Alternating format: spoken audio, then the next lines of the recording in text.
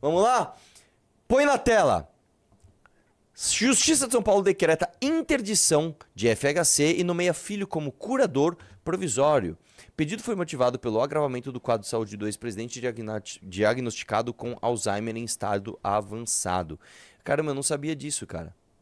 Então, agora Eu você não tá sabia sabendo. disso. Que coisa triste. É que assim, o Fernando Henrique Cardoso, ele é bem velho já. Ele já tem 90 e tantos anos, né? Desce aí, deixa eu ver quantos anos ele tem. Deixa eu ver, ele tem 94 anos, né? Ele é bem senhor já.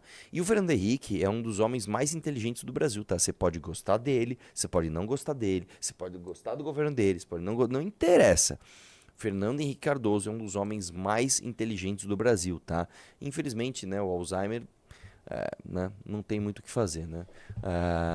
Então, isso é outra coisa.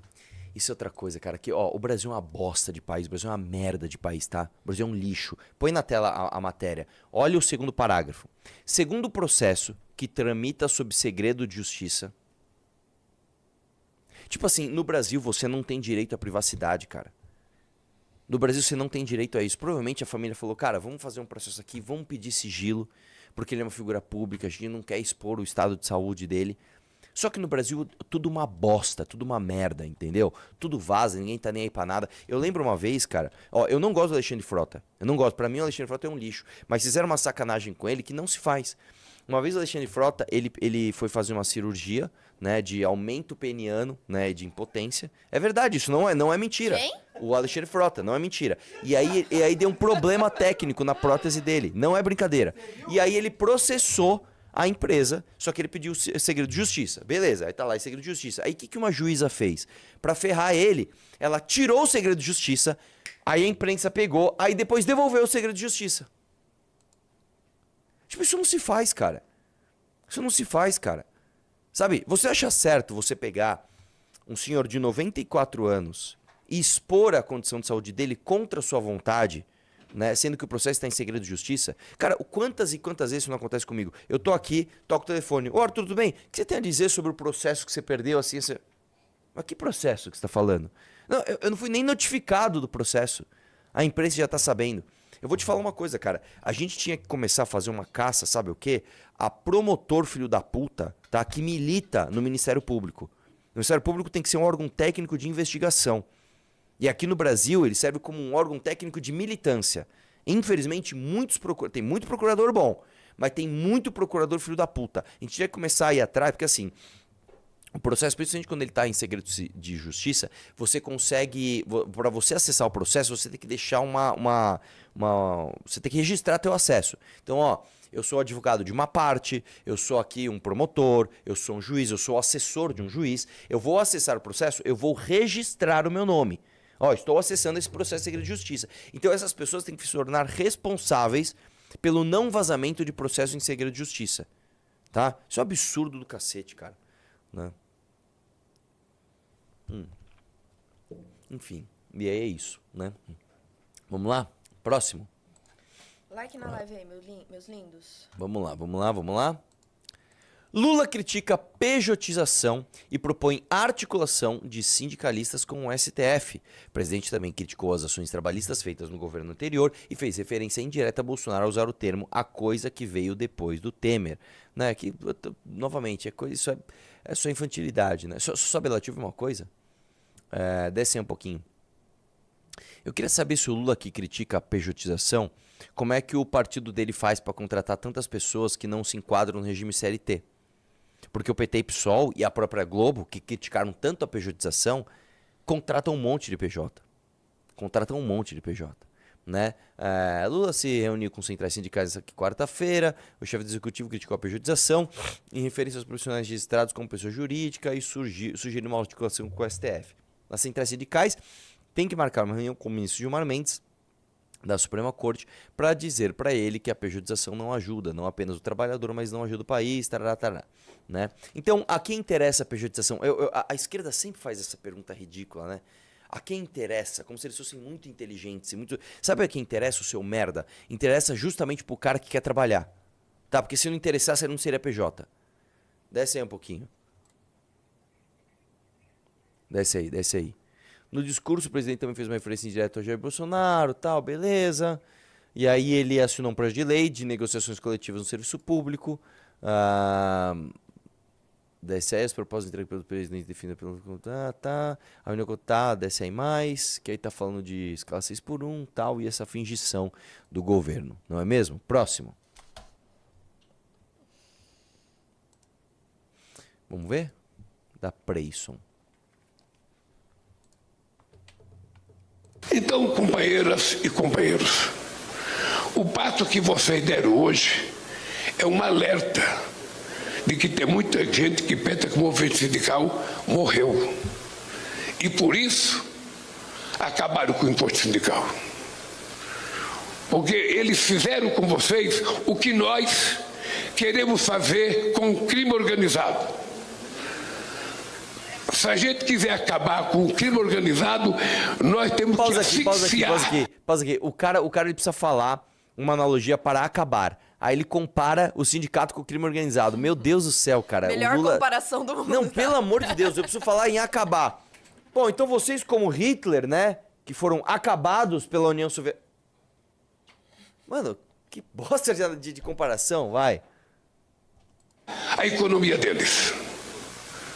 Porque enquanto eles tiverem o dinheiro que tem, a gente não acaba. E eles trataram o movimento sindical assim. Vamos asfixiá-lo. Vamos deixá-lo sem dinheiro. Porque sem dinheiro ele não consegue se organizar. Sem dinheiro ele não consegue sequer fazer panfleto. Não consegue sequer fazer protesto. Então vamos asfixiá-lo. Então, companheira... Novamente, cara, isso aqui é uma coisa que o Lula fala, né? É banhado de ideologia. É uma coisa que, quando você vai falar, né, com as pessoas, e as pessoas vêm com essa ideologia, não porque o movimento sindical, não porque o sindicato, porque os trabalhadores, traga um número para essa pessoa, porque não tem como você dizer que isso é normal, não tem como. No mundo, os países têm por volta de 200, 300, 400 sindicatos, país que tem muito tem 600, um país que tem, assim, nossa, esse aqui tá lotado de sindicato, tem 1000. 1000 sindicatos é sindicato demais para um país. Quantos sindicatos o país tem? O Brasil tem? 16 mil.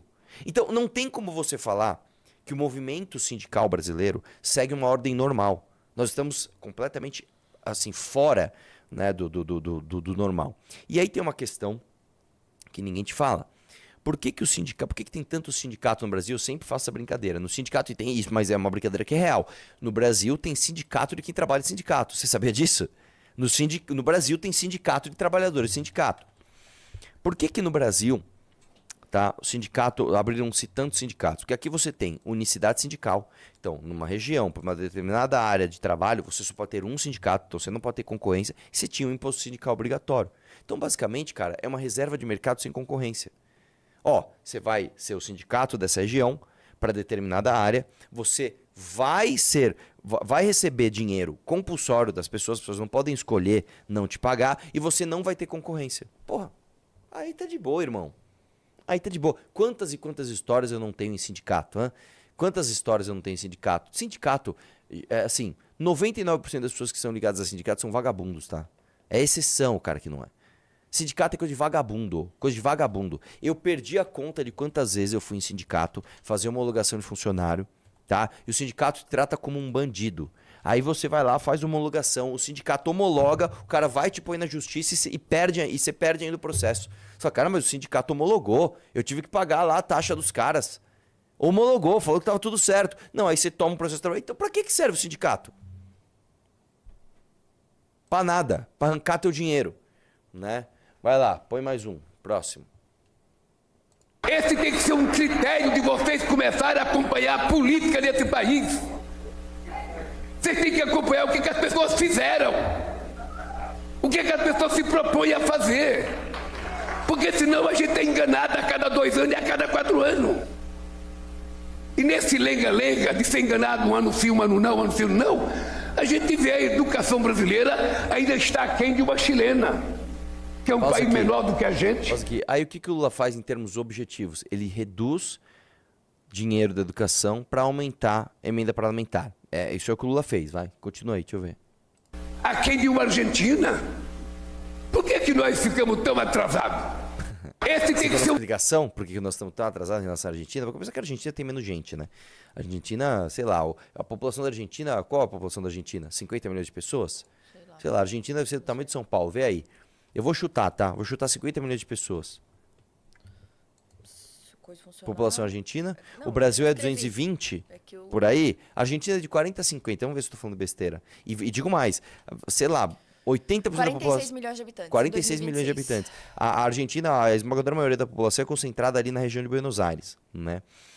Outra coisa, a Argentina tem uma coisa, isso é outra coisa que é meio antiético de falar, mas é verdade. A Argentina tem uma coisa que é o seguinte, sociedades de alta confiança, geralmente tem pessoas mais parecidas entre si. As pessoas elas se comportam mais ou menos da mesma maneira. É claro que você vai ter, né, grupos diferentes, diferentes tribos, vamos chamar assim, né, e diferentes expressões culturais que surgem de uma sociedade.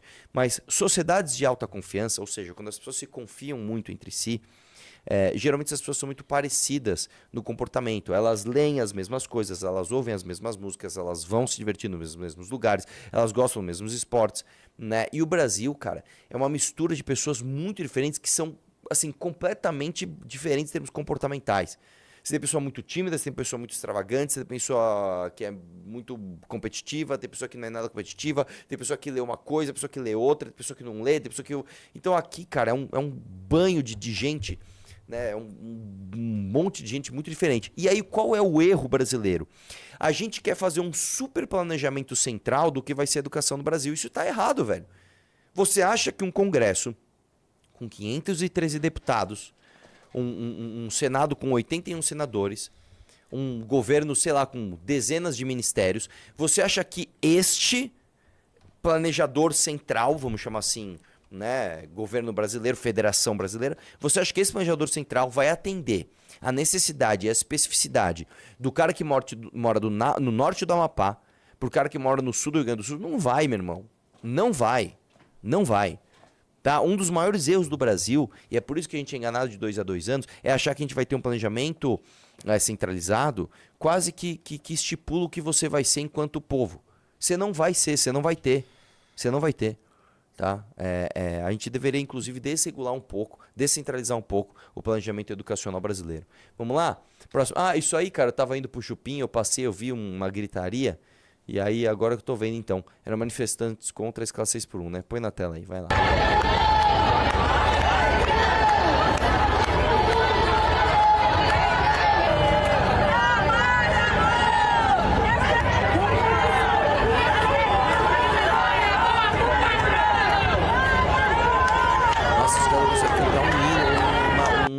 Uma palavrinha direito, tá cantando uma coisa, vai lá.